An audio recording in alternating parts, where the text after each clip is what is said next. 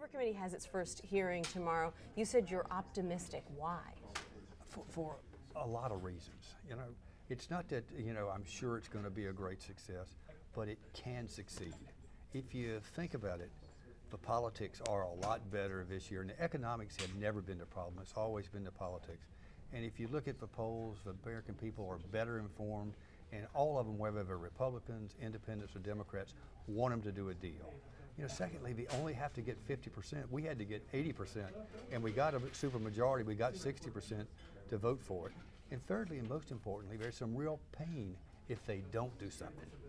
They'll have these big cuts, $600 billion worth of cuts to defense, $600 to non-defense, if they do nothing. So I think they'll want to make smart cuts and smart revenue enhancements as opposed to just taking them across the board. Some people think they can't even get to $1.5 trillion, but you're urging them to go even bigger, a lot bigger. Yeah, one of the things we found out when we did our commission work is the more comprehensive we made it, the more people signed on to it. Because they said, well, gosh, if I may not want my ox to be gored, but if everybody's going to be in here, there's going to be real shared sacrifice for the good of a country, then I'm in. And so we found the more comprehensive we made it, the better chance we had to get support.